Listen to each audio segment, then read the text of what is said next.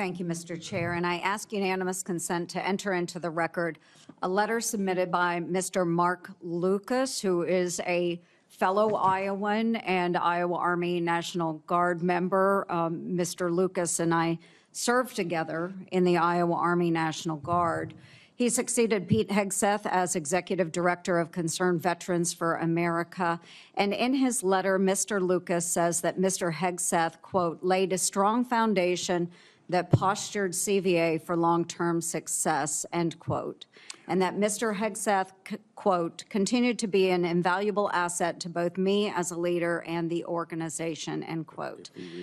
So I would ask for unanimous consent to enter this Washington Times article and the letter from Mr. Mark Lucas into the record. Without objection. Okay, thank you, Mr. Chair. Good morning, Mr. Hegseth, and thank you very much.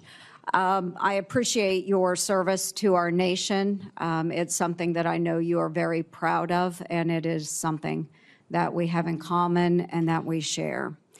You and I have had many productive conversations.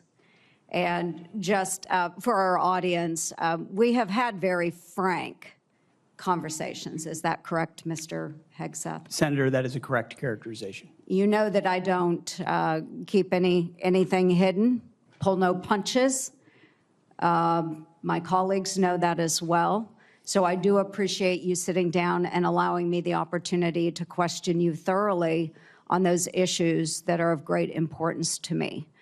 Just to recap those issues, three that are very important. One is the DOD and making sure that we have a clean audit.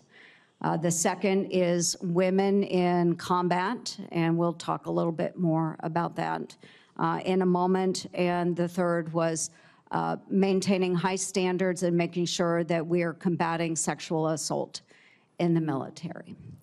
Okay, so Mr. Hegseth, I'm going to address the issue because this will tie into some of the financial concerns that have been raised here as well. And it's why, you know, I, trusting my fellow Iowan, asked for unanimous consent of his letter to go into the record. But like me, a lot of Iowans are really concerned and upset about the wasteful Washington spending and of course, in our Pentagon. It's an issue that I have been combating for years. So there's significant room for greater efficiency and cost cutting within the department. And the DOD is the only federal agency that has never passed an audit. As the Senate DOGE Caucus chair and founder, that's unacceptable to me, and it should be unacceptable to you as well. So I appreciate that you mentioned that in your opening statement. What are those steps that you will take to ensuring the Pentagon has a clean audit by the year 2028? Senator, I appreciate your work on this topic, which you've been involved in for a long time. You mentioned Concerned Veterans for America. I just want to clarify. We have very generous donors who set a very clear budget that we stuck to every single year. So the latitude there was restricted, and we worked very hard and diligently inside it. You've also been a leader on the Pentagon audit for a very long time. I think when we met, Senator, I said 2014 was the first year. Mm-hmm. We discovered a 2013 op-ed I wrote about the need for a Pentagon audit because an audit is an issue of national security and frankly, respect to American taxpayers who give $850 billion over to the Defense Department and expect that we know where that money goes. And if that money is going somewhere that doesn't add to tooth and instead goes to fat or tail, we need to know that. Or if it's wasted, we need to know that. So I think previous secretaries of defense, with all due respect, haven't necessarily emphasized the strategic prerogative of an audit. And myself, my deputy SecDef, and others already know that a Pentagon audit will be the comptroller, others central to ensuring we find those dollars that can be used elsewhere legally under the law inside the Pentagon. So you have my word, it will be a priority. Okay, thank you. Okay, moving on to women in combat, and I had the privilege of serving in uniform for over 23 years. Between our Army Reserves and our Iowa Army National Guard, did serve in Kuwait and missions in Iraq. And so it is incredibly important that I stress, and I hope that if confirmed, you continue to stress, that every man and woman has opportunity to serve their country in uniform and do so at any level as long as they are meeting the standards that are set forward. And we talked about that in my office. I do believe in high standards.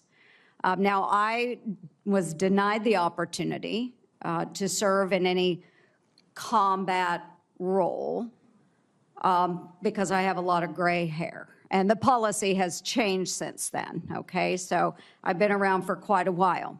But for the young women that are out there now and can meet those standards, and again, I'll emphasize they should be very, very high standards. They must physically be able to achieve those standards so that they can complete their mission. But I want to know, again, let's make it very clear for everyone here today. As Secretary of Defense, will you support women continuing to have the opportunity to serve in combat roles? Senator, first of all, thank you for your service, as we discussed extensively as well. It's my privilege. And my answer is yes, exactly the way that you caveated it. Yes, women will have access to ground combat roles, given the standards remain high, and we'll have a review to ensure the standards have not been eroded in any one of these cases. That'll be part of one of the first things we do at the Pentagon, is reviewing that in a gender-neutral way, the standards, ensuring readiness and meritocracy is front and center. But absolutely, it would be the privilege of a lifetime to, if confirmed, to be the Secretary of Defense for all men and women in uniform who fight so heroic. They have so many other options. They decide to put their right hand up for our country, and it would be an honor to have a chance to lead them. Thank you. And just very briefly, we only have less than a minute left, but we have also discussed this in my office. A priority of mine has been combating sexual assault in the military and making sure that all of our service members are treated with dignity and respect.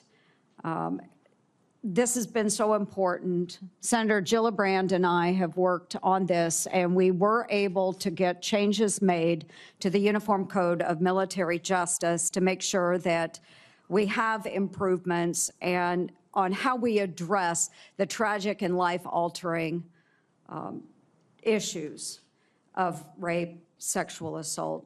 It will demand time and attention from the Pentagon under your watch if you are confirmed. So as Secretary of Defense, will you appoint a senior level official dedicated to sexual assault prevention and response? Senator, as we have discussed, yes, I will. Okay, and my time has expired. Thank you for your answers.